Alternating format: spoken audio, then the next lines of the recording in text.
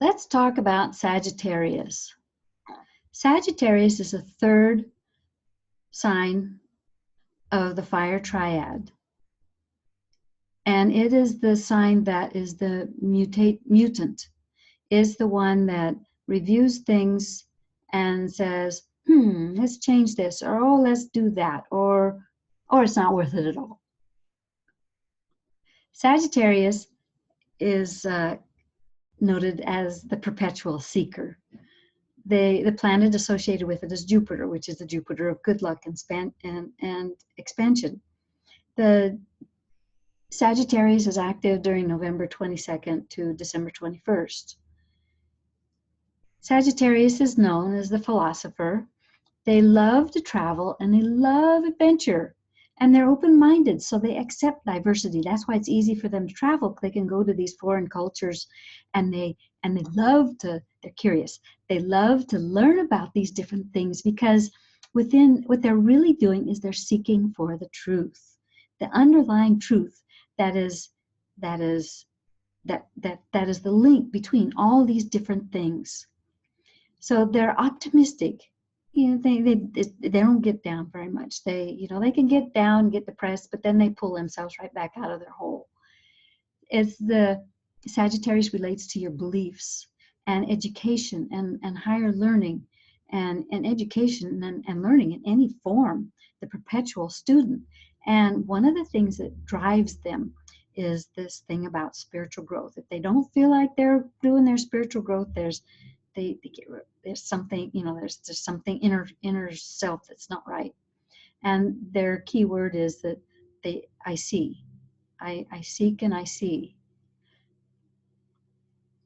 So some of the fears that Sagittarius has, because they're very fun-loving. They love to party. They're adventurous. They're risk takers. I mean, life is big for them. And so they worry that whatever it is won't be fun. If it's not fun, they don't want to do it. And they worry that they won't find, the truth. That's the big thing. That's what they're constantly looking for, is the truth, the big truth. And all the little pieces of truth make up the whole. They're afraid to stand up and be bold and to speak the truth. They can be very blunt, and when they get provoked, they can be sarcastically blunt, very cutting and hurtful. So they can get they hate getting stuck in the mundane details. It's like, that's like horrible. And they hate losing their freedom, because here we go. Here's the adventurer. How can you put an adventurer in a box and they be happy? So the soul urge is to find the humor in the stories and the mistakes, especially theirs, and of the humor of the past, and to seek the bigger truth. And they're here to teach from your personal experiences and from your own wisdom. And so the ascendant in Sagittarius is like, you seek the bigger truth. You see other people's truths as pieces of a bigger truth. And then they're driven by spiritual growth. And the sun in Sagittarius is, I seek. And they're the traveler, this philosopher, the lifelong student. They can be the wise woman and the shaman, and they're fun-loving, and they seek everything. They're curious. Now, the moon in Sagittarius, they can be emotional optimists, and they're very good at detaching from the emotion by taking a spiritual path. They'll take the spiritual perspective, to an emotional situation and say, oh, well, spirit wanted me to experience this. And they can kind of like deny what they're feeling in their body. Even though they do have emotions, they could just, short circuit it and rationalize it. So the earth in Sagittarius is a perpetual optimist. The Sagittarius seeks the knowledge and the stories from the past, and then from the past and from their mistakes and other people's mistakes and the lessons that lead to the bigger picture, and to greater wisdom. So, in Earth, the Sagittarius makes a great teacher because they have, through all their seeking, they have gathered together a lot of pieces of truth, different truths, and there is a theme that underlies and connects them all.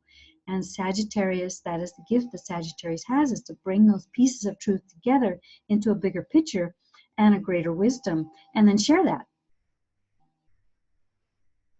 So Sagittarius starts out in the last gate of the gate 14, which is the gate of the provider and prosperity. So I guess that's good. They have a way to fund all their adventure. Then Sagittarius moves to the gate 34, and that's the gate of power and strength, and it's a gate of activity.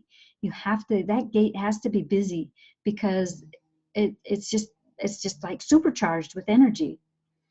And then, there's the gate 19, which is all about focus, which Sagittarius has a little bit of trouble with because there's so many things to learn in the world and there's so many places to go. And which one do we focus on?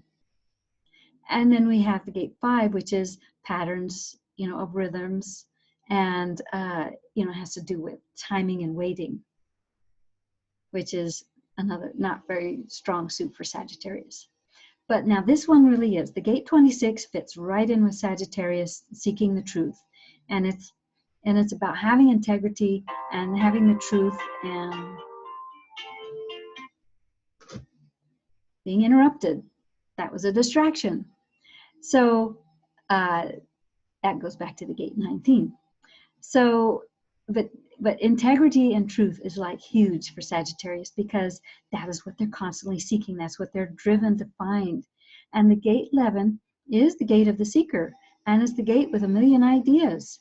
And so here again, it's hard to focus because you've got so many ideas to go with, and they're so fun and they're so exciting. And they're, so here Sagittarius can, go galloping off in all different directions. And then you've got the gate 10, which is just in the first and second line. And that's about self-love and self-empowerment. And so it's like when you finally achieve the truth, and it's maybe about loving yourself as you're going about achieving the truth. So this summarizes, the fire signs, the themes of the fire signs. So now what we're going to do is we're going to take a look at the fire signs in your chart and show you how to find them.